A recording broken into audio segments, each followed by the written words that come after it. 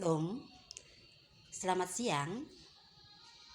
Puji dan syukur kita naikkan kehadirat Tuhan pada siang hari ini. Kita semua bisa dipertemukan lagi di dalam pembelajaran agama Kristen kelas 6 SD di GPIB Shalom Cikampek. Meskipun kita belum berjumpa secara tatap muka, kita masih belajar dengan online, namun Ibu yakin bahwa kita atau kalian tetap bersemangat di dalam mengikuti pembelajaran pada hari ini. Sebelum kita memulai ibadah atau pembelajaran pada saat ini, kita satu di dalam doa. Mari kita berdoa. Bapa di surga, terima kasih Tuhan boleh menyertai anak-anak-Mu di dalam saat ini mengikuti pembelajaran agama Kristen. Engkau boleh berkati anak-anak-Mu kelas 6 ini untuk mereka bisa belajar dengan kesungguhan hati. Meskipun kami belum bisa bertatap muka, namun kami yakin dan percaya Tuhan tetap hadir di tengah-tengah kami, menyertai jalannya pembelajaran hari ini dari awal hingga akhir. Biarlah Tuhan apa yang kami pelajaran ini boleh tertanam di dalam hati dan pikiran anak-anak-Mu untuk membekali mereka menjadi anak-anak yang senantiasa hidup yang mengandalkan kuat kuasa Tuhan, selalu hidup dalam takut akan Tuhan, dan mereka selalu tetap bersemangat di dalam pembelajaran. Terima kasih Tuhan, kami serahkan jalannya pembelajaran hari ini ke dalam tangan kuasa Tuhan. Dalam nama Yesus kami sudah berdoa. Amin. Untuk pertemuan kita yang pertama hari ini, kita akan berbicara tentang ibadah. Nanti kalian bisa baca dalam Alkitab Roma 12 ayat yang pertama. Lalu kita akan belajar juga tentang apa sih arti ibadah menurut Kamus Bahasa Indonesia. Jadi menurut Kamus Bahasa Indonesia, ibadah itu adalah perbuatan atau pernyataan bakti kepada Allah yang didasari dengan peraturan-peraturan agama. Jadi seperti juga berbagai agama yang ada di Indonesia atau bahkan di dunia, mereka tuh punya aturan-aturan yang mungkin satu agama berbeda dengan agama yang lain. Kemudian yang kedua, segala tindakan yang sesuai dengan perintah agama yang harus diikuti pemeluknya. Jadi di sini ibadah secara menurut Kamus Bahasa Indonesia segala tindakan. Jadi tindakan apa saja yang sesuai dengan perintah agama yang harus diikuti oleh pemeluknya, itu merupakan ibadah.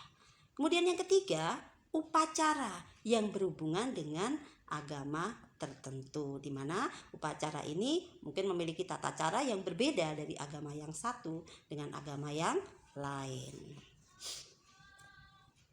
Lalu apa arti ibadah secara umum? Ibadah secara umum adalah kegiatan seseorang untuk menghormati, menghargai, dan menyembah Allah. Itulah arti ibadah secara umum. Sedangkan arti ibadah secara luas adalah segala sesuatu yang berhubungan dengan sikap hidup kita setiap hari. Jadi bukan hanya dibatasi oleh tempat-tempat ibadah saja, tetapi ibadah secara luas itu menyangkut juga tentang sikap hidup kita setiap hari. Bagaimana kalian bersikap setiap harinya, itu merupakan ibadah dalam arti ibadah secara luas. Lalu apa arti ibadah secara khusus? Ibadah secara khusus adalah ungkapan rasa takut dan hormat serta syukur, pujian, dan sukacita kepada Tuhan. Karena apa? Karena Tuhan telah mengasihi, memelihara, dan menyelamatkan kita. Jadi di sini ibadah bukan kok saya ibadah biar nanti dapat sesuatu atau dapat hadiah, dapat pahala dan sebagainya. Tetapi di sini ibadah itu kita lakukan tuh sebagai syukur, ungkapan hati kita, rasa syukur kita kepada Tuhan yang sudah memelihara kita, yang sudah memberkati kita, yang sudah memelihara kehidupan kita, mengasihi kita. Maka sebagai rasa syukurnya adalah dalam bentuk ibadah. Ibadah asal katanya dari bahasa Ibrani yaitu abodah. Lalu apa arti abodah itu? Yaitu bakti, hormat, penghormatan. Juga suatu sikap atau kegiatan seseorang yang mengakui atau menghargai Tuhan. Itu ibadah dari bahasa Ibrani yang yaitu abodah. Nah, berikutnya adalah bagaimana sikap kita di dalam beribadah. Apakah kita main-main saja atau tidak bersungguh-sungguh, atau sikap kita sesuka hati kita? Apalagi ibadah kita saat ini ibadah yang dilaksanakan di rumah masing-masing, masih dilaksanakan secara online. Jangan sampai kita berpikiran, oh saya ibadah di rumah jadi ya sesuka hati. Kalau mau ya ibadah, kalau enggak ya enggak. Mungkin dengan sikap yang seenaknya, bukan seperti itu. Biarpun ibadah secara online, tapi sikap ibadah kita juga seperti sikap ibadah kita pada saat di gereja. Nah, sikap kita dalam ibadah seperti apa? Yang pertama adalah sungguh-sungguh. Jadi benar-benar kita bersikap dengan sungguh-sungguh, jangan main-main, jangan ibadah sambil main HP, sambil ngobrol. Tapi benar-benar dengan kesungguhan hati. Kemudian yang kedua, ibadah itu dilaksanakan dengan tulus, dengan jujur. Jadi benar-benar bukan karena dipaksa, bukan karena disuruh. Atau mungkin aku mau beribadah biar aku bisa main sama si A, si B, bukan seperti itu. Tapi benar-benar dilaksanakan dengan ketulusan hati kita. Ibadah juga bukan untuk menyombongkan diri, biar kita dipuji orang. Tetapi ibadah itu dilaksanakan dengan penuh kerendahan hati. Jadi sikap dalam ibadah berikutnya adalah rendah hati, jangan untuk menyombongkan diri, tapi benar-benar dengan segala kerendahan hati. Yang keempat adalah khidmat. Jadi benar-benar kita beribadah dengan khidmat. Sama kayak sedang melaksanakan upacara dengan khidmat. Sama dengan ibadah juga, jangan sambil ngobrol, jangan sambil main-main, ketawa-ketawa, tengok sana, tengok sini, tapi benar-benar ibadah itu dilaksanakan dengan khidmat. Nah, seperti itu. Nah, bagaimana contoh ibadah di dalam Alkitab? Jadi ada tokoh-tokoh Alkitab di mana ada bentuk-bentuk ibadah menurut mereka. Yang pertama adalah Adam dan Hawa. Adam dan Hawa adalah manusia pertama yang diciptakan oleh Allah, yang mereka di mana ditempatkan di Taman Eden. Nah, bentuk ibadah dari Adam dan Hawa adalah ketaatan kepada perintah Allah. Jadi pada saat mereka itu taat kepada Allah, nah disitulah ibadah mereka. Jadi ibadah mereka ya bentuknya taat kepada Allah, taat pada perintah Allah. Jadi itu ibadah mereka.